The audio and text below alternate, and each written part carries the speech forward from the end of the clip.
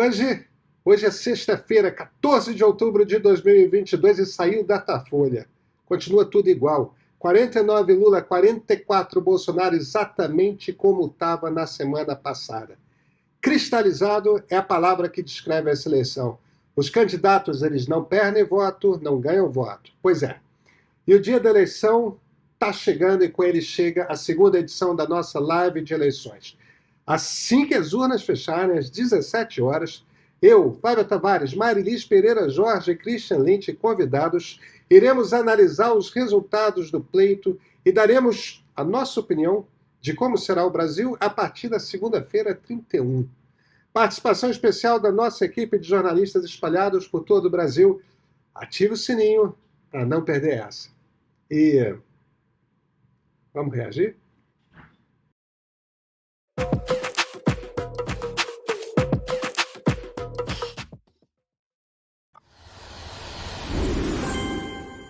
A eleição desse ano vai muito além de ser uma disputa entre dois candidatos. Esse ano, vamos decidir que Brasil nós queremos ser. O país das armas e dos atentados ou o país da fraternidade e da paz? O país do presidente que debocha das mortes? Ou um país mais humano que estende a mão para quem precisa? Se vamos ser o país da fome ou o país das oportunidades? O país do desrespeito ou o país do amor? Nessa eleição, votar em Lula é votar pela democracia, é votar pelo Brasil. Democracia não é só a gente gritar que está com fome, é a gente comer. A democracia não é só a gente dizer que está na Constituição que a gente tem direito à casa, é a gente ter a casa. A democracia não é só dizer que a gente tem que ter direito ao trabalho, é a gente ter o trabalho. E é isso que nós temos que conquistar. As pessoas precisam comer, trabalhar, morar, ter acesso à cultura, ter o direito de viajar, ter o direito de comprar as coisinhas que precisa. Por que o trabalhador não pode ter um carro se é ele que fabrica? Por que ele não pode ter um computador se é ele que fabrica? Por que ele não pode ter um telefone moderno se é ele que fabrica? Esse é o nosso desafio, é transformar a democracia numa coisa real. Eu estou comendo, eu estou morando, eu estou estudando, eu estou trabalhando, eu estou passeando, eu estou tendo acesso à cultura, ao lazer. Então é democracia. Pelo futuro, pelo Brasil. Agora é Lula! Mais do que governar. Interessante esse ponto aqui. Gente, sempre lembrando do básico. Esse segundo turno, mais do que o outro, lembram? Está cristalizado, não sobe, não desce, todo mundo parado no mesmo lugar desde que as urnas fecharam no dia 2 de outubro? Pois é. Do que a gente está falando aqui em essência? Do que a gente está falando aqui em essência é que essa virou uma disputa essencialmente de conseguir diminuir a própria taxa de rejeição e aumentar a taxa de rejeição do outro. Sabe por quê? Porque daqui a 2 semanas vai começar a chegar próximo o dia da eleição e aqueles 8% de eleitores que votaram em Ciro Gomes, Simone Tebet e os outros, aqueles 8% de eleitores, eles vão ter que tomar uma decisão. Se eles anulam o voto, se eles simplesmente se abstêm, ou se eles escolhem um dos dois candidatos. Eles vão escolher o menos pior. Então, esse contraste desse início do programa do Lula de hoje, a gente vai ver cada vez mais. O Bolsonaro trabalhou com contraste no programa de ontem, né? A gente vai ver cada vez mais esses contrastes. Os candidatos estão lembrando por que é importante o adversário ser encarado como a pior escolha, a pior opção. Então, é isso aqui. O Lula fez uma aposta talvez um pouco ousada no programa de hoje, que é o seguinte, é trazer a coisa da democracia. Isso não é muito concreto para a maioria das pessoas. Se fosse concreto, aliás, essa eleição estava decidida. Só que isso não é uma coisa muito concreta. Ele tentou dar concretude, entendeu? Tem um truque ali, ó, não é só dizer que tem comida, tem que comer, é poder comer, não é só ter direito a trabalho, é ter o trabalho e tal. Mas ao mesmo tempo você vê que ele jogou a palavra Constituição ali dentro. Ele está um pouco lembrando que a Constituição dá direito a essas coisas todas. E que é obrigação do governo de um governo eleito democraticamente, de um governo que opere dentro da democracia, oferecer essas coisas. E evidentemente, aí é um contraste, porque o governo Jair Bolsonaro não oferece, né? O presidente Lula vai cuidar das pessoas, cuidar das famílias brasileiras. Hoje, 8 em cada 10 famílias estão endividadas. Não conseguem pagar suas contas de luz, internet, plano de saúde, prestações do carro, da casa. Hoje estou com o nome sujo, não posso comprar nada no meu nome, tenho que ficar trabalhando todo dia para poder pagar essa dívida com muito custo. É para ajudar essas famílias que Lula tem a proposta do Desenrola Brasil, criando um fundo de crédito para renegociar as dívidas e ajudar a limpar o nome no SPC e Serasa. É importante para a gente destravar um dos principais motores, que é o consumo familiar, né? É uma questão de dignidade ter o nome limpo. 10 milhões de brasileiros estão desempregados. A proposta do Lula é investir para gerar empregos, garantir um salário mínimo forte e girar a roda da economia. A gente precisa repor a inflação para o trabalhador, que acabou sendo prejudicado, o salário está já desvalorizado. Para os pequenos empreendedores que hoje estão sufocados, a proposta do Lula é o Empreende Brasil, que garante crédito a juros baixos. Mais empregos, salário, crédito e estabilidade econômica. Isso sim é defender as famílias. Eu sempre acreditei que a gente pode fazer melhor, sempre acreditei que a gente pode melhorar, sempre acreditei que a gente pode conquistar mais coisas, que para o ser humano não existe nada impossível. Agora vamos juntos. É engraçado, 2 vezes nesse programa eles lançaram mão da imagem de aeroportos, né? É muito uma recorrência daquela coisa de a classe C voltar a ter acesso ao aeroporto. É sonhar economicamente, né? Você vê os símbolos que estavam aqui. O smartphone bacana, o computador apareceu 2 vezes no colo de uma pessoa. E era um notebook bacana. O aeroporto, quer dizer, ele está acenando aqui principalmente para a classe C, de, lembra quando você tinha acesso a produto de consumo? Hoje você não tem, né? Pois é, isso pode voltar, quer dizer, tem mexer com a imaginação. Enfim, é uma parte da obrigação de publicidade, né? O Brasil não aguenta mais esperar. Chega de sofrer e pra renascer a esperança é Lula lá, lá. A esperança agora é Lula lá. Quero mudar o meu país e vamos junto, agora é Lula lá. Isso é uma outra coisa que eu queria chamar a atenção. Tem 2 coisas aqui. Primeiro, gruda nessa imagem, né? O Lula tem feito muita questão de aparecer com a bandeira do Brasil, que e hoje, inclusive, a palavra Lula se forma, né, com as cores da bandeira. Quer dizer, é aquela coisa de tentar resgatar o símbolo. Tipo, esse símbolo não pertence ao Bolsonaro, né? Agora, essa imagem de multidões tem sido recorrente nos programas do Lula. E parte da importância de aparecer essas multidões é porque o Bolsonaro tem falado muito, no primeiro turno, então, principalmente depois do 7 de setembro, ele falava, não, tem o Data Povo, né? Onde eu vou tem multidão, o outro não tem. Então ele tem insistentemente, recorrentemente mostrado multidão e tal, para dizer, tem muita gente, é claro que tem, qualquer candidato popular, e esses 2 são homens populares, eles arrastam multidões por natureza, né?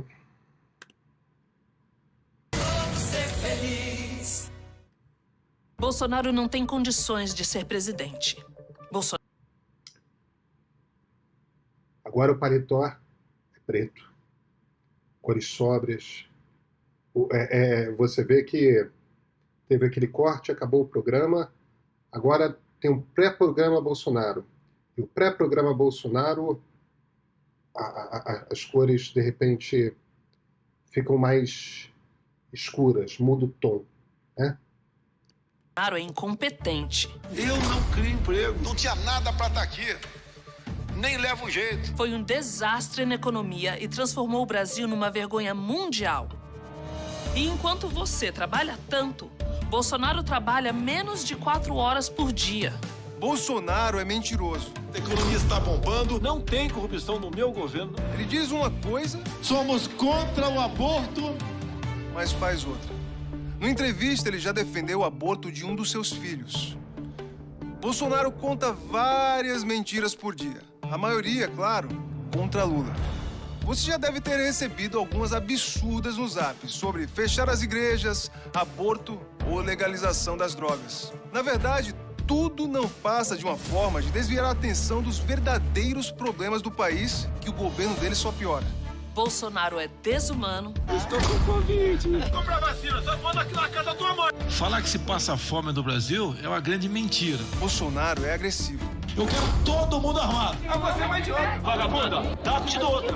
Dá te dou outra. Seu governo acumula escândalos, como os das propinas em barras de ouro no MEC, as vacinas superfaturadas e os sigilos de 100 anos em casos suspeitos. Sua família comprou 51 imóveis com dinheiro vivo. Não tem como provar de onde veio tanto dinheiro, né? Uma mansão aí de 6 milhões. Isso daí não é corrupção, não? Se isso não for, o que é? O Brasil não aguenta mais Bolsonaro. A lei do aborto no Brasil deixa livre para as mulheres decidirem se continuam ou não com a gravidez em 3 situações. Quando há risco de morte da mãe, quando a criança nasce sem cérebro ou em casos de estupro. Mas Lula quer mudar a lei e incentivar a mãe a matar o próprio filho no seu próprio ventre. Eu não quero ter um filho, eu vou cuidar de não ter meu filho. Vou discutir com meu parceiro, eu não quero. O que não dá é a lei exigir que ela tenha. Essa lei não exige cuidar. Tá vendo? Lula quer mudar a lei para incentivar o aborto. Todo mundo tem direito e não ter vergonha. Isso aqui é uma edição sacana, né? Porque o que o Lula disse nessa entrevista e vem reafirmando é que existe uma discussão a se ter, é uma discussão para se ter no Congresso Nacional, porque isso não é o presidente da República que fala, sobre a questão de o aborto ser encarado como uma questão de saúde pública. Aí fazem essa edição, tipo, tirando pedaços, tirando do contexto, para fazer entender uma coisa completamente diferente. Com quem que eles estão falando aqui? Estão falando com a mulher evangélica. Lembra? A gente vem sempre falando o tempo todo. A mulher evangélica, a mulher da classe C, a mulher das periferias urbanas, esse é um dos eleitorados mais chaves dessa eleição. Agora, esses ataques ao Lula por questão do aborto, eles já estão rolando direto. Vocês lembram que no desmentido preventivo que veio no programa anterior, no programa do Lula, já tinha ali o carimbo de fake. Lula é a favor do aborto, tal, fake, tal. Lula é católico.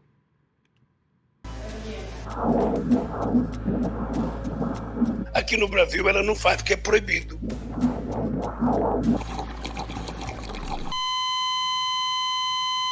Se eu soubesse que o meu candidato era a favor do aborto, eu não votaria nele, não. Família cristã, votar num que é a favor do aborto, não pode. Essa pauta da família, a pauta dos valores, é uma coisa muito atrasada. Essa pauta da família, a pauta dos valores, é uma coisa muito atrasada. Imagina, nunca foi. Só se a dele foi, porque da minha época até agora nunca foi família atrasada. Família é tudo na vida.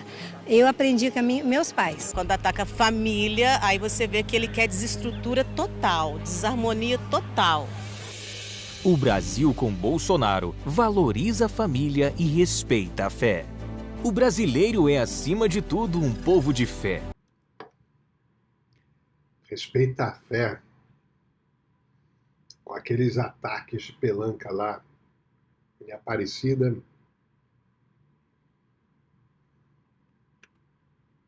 Um povo que encara a vida com confiança e de cabeça erguida, porque tem Deus no coração.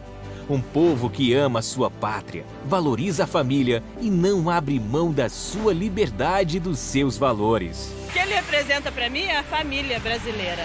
Ele representa o Brasil que eu quero para mim, para os meus filhos e para os meus netos. Tudo na vida da gente É a família, gira em torno da família. Presidente, e o seu relacionamento com a Laurinha? Ela mudou a minha vida. Ela está estudando agora, tem 11 anos, está no colégio militar. E a grande passagem com ela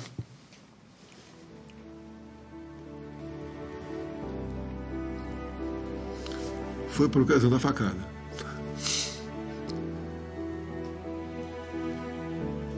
Eu sei o valor de um pai, de uma mãe, e eu pedi a Deus que ela não ficasse órfã do seu pai. Se eu ia conseguir a eleição ou não, não interessava. Eu não queria ver ela sofrer sem um pai do lado.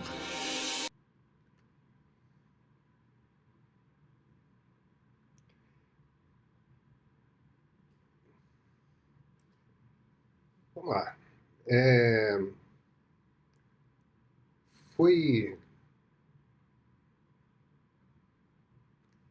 Eu fiquei na dúvida se o choro foi sincero, na verdade, mas o Bolsonaro, eu já vi o Bolsonaro se emocionando antes falando da facada. Certamente foi um episódio profundamente traumático. Vejam, tem um esforço imenso aqui em humanizar Jair Bolsonaro.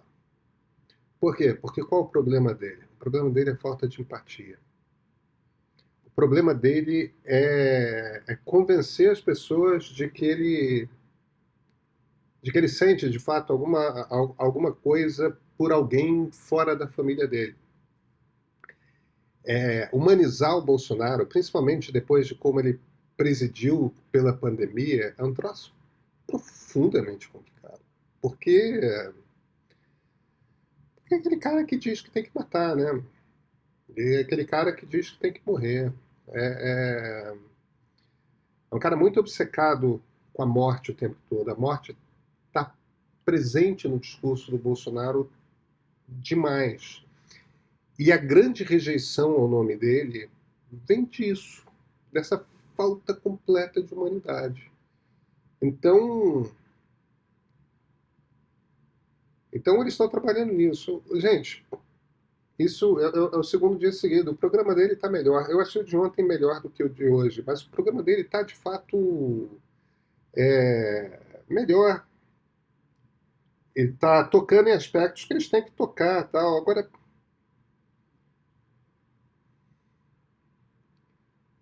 foi um choro meio... Sabe? Estou com o coração de pedra e não me sensibilizando? Vocês dizem. Foi a fé que fez Bolsonaro seguir em frente e ser o presidente certo para conduzir o Brasil em meio a uma pandemia e uma guerra. Não foi fácil, mas ele conseguiu. Você ouviu o presidente falando da filha. Agora, você vai ver a esposa falando do marido Jair. Hoje, olhar por essa ótica presidencial é um pouco complicado, porque dentro de casa, se precisar dar bronca, eu dou bronca nele como meu marido, né? E não como presidente da República. E ele tem que aceitar essa bronca da esposa e não da primeira-dama. Mas dentro de casa é um pai, é um homem muito sensível, muito forte, porém muito sensível. Um homem brincalhão. Tem a Letícia, quando nós casamos, ela ia completar 5 aninhos. A Letícia é apaixonada por ele, sempre muito respeitador com a minha filha. Tivemos a Laura. A Laura veio para ensinar o Jair a chorar, né? Que era aquele homem forte, militar. E a Laura veio para dar uma quebrada na estrutura dele. E é o amor da vida dele, ele se emociona ao falar dela.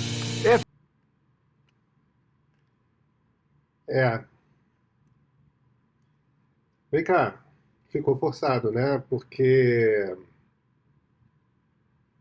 vai lá, entrevista o Jair, e o Jair começa a falar da facada que recebeu, filha no contexto. Aí vai, a primeira-dama já sabia de tudo, né? Tipo, ficou... É quase como se tivesse que explicar. Aquilo que você viu foi isso aqui, entendeu? Deixa eu explicar a cena que você assistiu.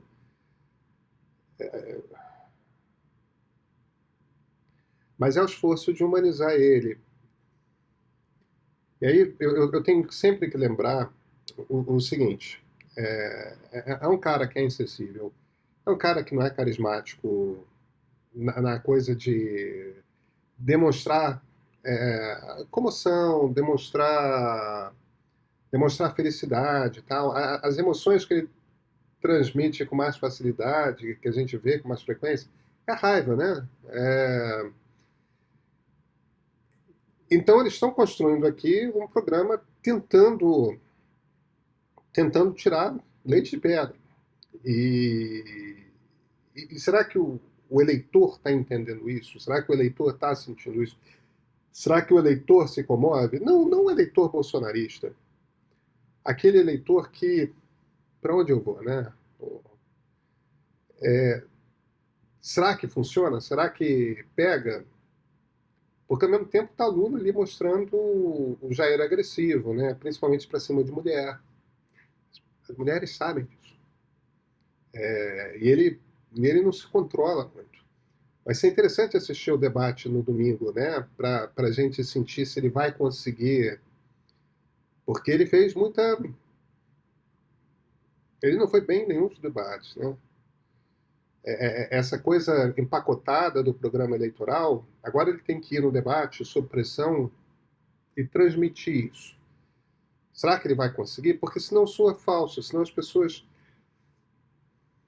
Ele tem 2 semanas para reverter 4 anos de impressão. Não é uma... Eu não invejo o esforço do publicitário. Ele está trabalhando. A eleição não se trata apenas de escolher um presidente. Vai muito além. É a escolha entre 2 caminhos. Posso nem sempre usar as palavras certas, mas o que eu desejo é o mesmo que você. Viver com dignidade, andar na rua sem medo, garantir o sustento das nossas famílias e proteger a inocência das nossas crianças. Se as minhas palavras estão te impedindo de fazer a escolha certa, eu, humildemente, te peço perdão. Essa leitura de teleprompter, Bolsonaro não lê teleprompter bem, mas essa leitura de teleprompter, nesse pedido de perdão, é uma das coisas mais canastras, mais mal feitas, mais... Eu estava elogiando o programa, eu acho que isso aqui destruiu o programa, entendeu? Porque obviamente não é sincero, obviamente não é franco, ele não está pedindo perdão. É hora de superar todas as diferenças para proteger o futuro da nossa nação. Quero você junto comigo para continuar a transformação do nosso Brasil. Somos 22, somos Brasil acima de tudo e Deus acima de todos.